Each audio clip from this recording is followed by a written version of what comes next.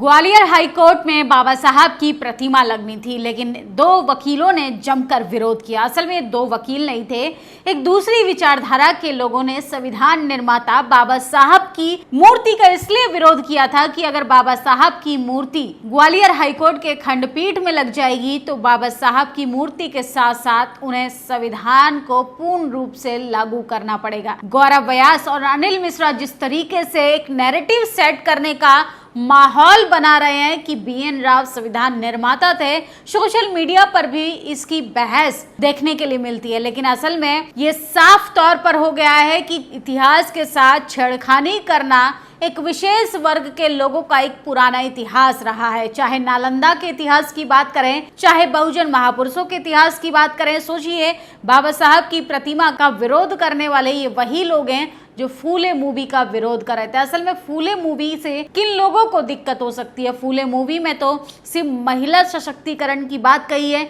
महिलाओं के शिक्षा होने की बात कही है, सामाजिक कुरीतियों पर बात की है, लेकिन सामाजिक कुरीतियों पर जैसे ही हम लोग बात करते हैं या जैसे ही प्रहार करने की कोशिश करते हैं, एक विशेष वर्ग का एक तबका है जिसको मिर्ची लगने का काम शुरू हो जाता है। सोचिए बाबा साहब की मूर्ति को लेके खुशखबरी आई है, जिस तरीके से लोगों ने एकजुट होकर 11 जून को अपनी ताकत दिखाई, पूरे ग्वालियर को नीला कर दिया था। सोचिए जिस तरीके से विनय रतन ने आत्मसम्मान की लड़ाई में अपनी भागीदारी दिखाई, उन्होंने साफ तौर पर कर दिया है कि हमारी लड़ाई किसी विशेष वर्ग के लोगों से नहीं है, हमारी लड़ाई विचारधारा की है और हम बाबा साहब की मूर्ति को लगवा कर रहेंगे। उनका आप ये बयान सुनिए। जस्टिस महोदय, हमें आप पर भरोसा है कि आप न्याय देंगे। जिन लोगों ने कैफ साहब को दलित चीफ जस्टिस बताया, उनके मुंह पर तमाचा मारने का काम करेंगे और डॉक्टर बाबा साहब अम्बेडकर की प्रतिमा को स्थापित करने का काम करेंगे। तो सुना आपने, सोचिए वो साफ तौर पर कह रहे हैं हमारी लड़ाई किसी मिश्रा पाठक से नहीं, बाबा साहब का विरोध कर रहे हैं, किसी ब्राह्मण से नहीं है, बल्कि हमारी लड़ाई वैचारिक है। जो संविधान विरोधी, जो अधिकार विरोधी, असल में वही लोग बाबा साहब के विरोधी हैं। ग्वालियर हाईकोर्ट के मामले में दिग्विजय सिंह ग्वालियर पहुंचे थे। जब उनसे पूछा गया कि बीएन राव को जानते हैं तो उन्होंने कहा कि कल परसों गूगल किया था, तब पता चला ऐसा भी कोई शख्स था। सोचिए जो नैरेटिव सेट कर रहे हैं उनके मुंह पर करारा तमाचा है। दिग्विजय सिंह ने साफ तौर पर कहा है कि बाबा साहब की मूर्ति तो लग कर रहेगी। और दिल्ली में जिस तरीके से 22 प्रतिज्ञाओं को पढ़ने के बाद पूर्व मंत्री राजेंद्र पाल गौतम से इस्तीफा मांग लिया गया था, उन्होंने भी इस मुद्दे को जोरों शोरों से उठाने का काम किया है। जिन लोगों ने महात्मा पर बनी फिल्म का विरोध किया था, असल में वही लोग बाबा साहब की मूर्ति का विरोध कर रहे हैं। तो अब बहुजन डरने वाला नहीं है। वो जमाना गया कि जब बहुजनों को आप डरा सकते थे, चुप करा सकते थे। अब बाबा साहब के संविधान से ये देश चलेगा। और जिस तरीके से यूट्यूबर्स को भी धमकी दी जा रही थी 2025 में, जब मिनिस्ट्री मीडिया चुप है तो बहुजन मीडिया जरूरी मुद्दों पर उठा रहा है, खासकर ग्वालियर का बाबा साहब की मूर्ति का मुद्दा। सोचिए बाबा साहब की मूर्ति से नफरत करने वाले लोग किस विचारधारा के हो सकते हैं, आप खुद ही अंदाजा लगाइए। और सबसे बड़ी खुशखबरी है, ग्वालियर हाईकोर्ट में बाबा साहब अम्बेडकर की मूर्ति को लेकर प्रिंसिपल रजिस्ट्रार ने पूरा मामला हाईकोर्ट की बिल्डिंग कमेटी को भेज दिया है और जल्दी फैसला लेने को कहा है। कुछ ही दिनों में मूर्ति को लेकर बड़ा फैसला आ सकता है। ये सब आप लोगों के दबाव और आंदोलन की ताकत से मुमकिन हुआ है। मूर्ति तो वहीं लगेगी।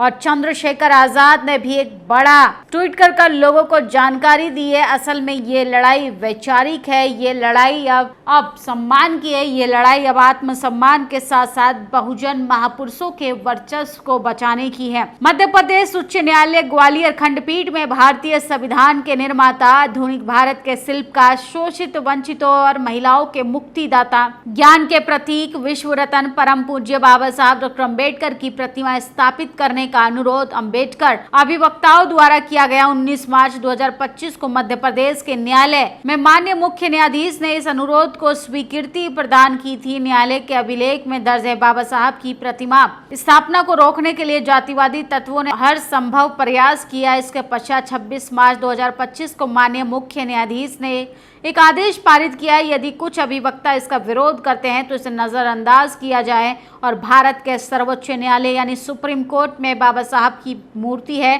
तो इसको भी स्थापित किया जाए। माननीय उच्च न्यायालय के स्पष्ट आदेशों के बावजूद ग्वालियर खंडपीठ में बाबा साहब की प्रतिमा की स्थापना में आ रही बाधा न केवल न्यायालयों की अवमानना है, बल्कि एक सामाजिक सौहार्द और संवैधानिक मूल्यों के विरोध हिंसक मानसिकता का भी प्रमाण है। 14 और 18 मई को हर मुद्दे को उठाकर देखा गया। साथ ही 27 में सर्वोच्च न्यायालय के माननीय प्रधान न्यायाधीश न्यायमूर्ति भूषण राम कृष्ण गवई को पत्र भी लिखा गया। 31 मई को दिल्ली में आयोजित राष्ट्रीय अभिवक्ता सम्मेलन में 11 जून को ग्वालियर में बड़ी जनसभा अम्बेडकर महापंचायत आयोजित की गई, जिसमें विनय रतन आजाद समाज पार्टी के माननीय राष्ट्रीय सचिव रविंदर सिंह भाटी के नेतृत्व में वहां पर एक बड़ा प्रदर्शन हुआ। बाबा साहब के विरोधियों से ये कहना आरंभ कर दिया है कि परम पूज्य बाबा साहब संविधान निर्माता नहीं है। ये दावा न केवल ऐतिहासिक सत्य का अपमान है, बल्कि राष्ट्र विरोधी का षड्यंत्र का भी हिस्सा है। इन षड्यंत्रकारियों के असत्य को खंडित करने के लिए भीम आर्मी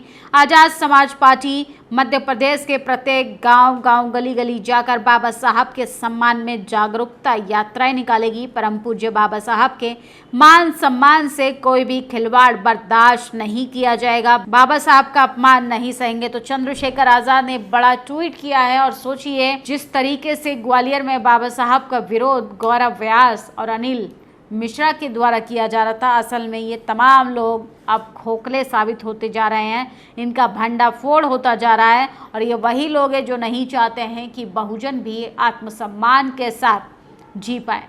जो लोग मूर्ति नहीं लगने दे रहे हैं, वो लोग आपके हक अधिकारों से कितनी नफरत करते होंगे, वो आपके आरक्षण से कितनी नफरत करते होंगे, वो आपको नौकरी देने से कितने डरते होंगे। वो नहीं चाहते हैं कि आपके हाथ में कलम और किताब आए, वो चाहते हैं कि आप लोग गुलामी की जंजीरों से बाहर निकलकर इस सिस्टम के बनाए हुए मोनोपोली के खिलाफ आवाज़ ना उठा पाएँ। फिलहाल ये बड़ी खबर है कि जिस तरीके से ग्वालियर में बाबा साहब की प्रतिमा का विरोध हो रहा था, बाबा साहब की प्रतिमा लगाने के लिए चंद्रशेखर आज़ाद ने और तमाम लोगों ने इस तरीके की जानकारी दी है। सूत्रों के हवाले से हम आपको बता रहे हैं कि मूर्ति तो अब वहीं लगेगी।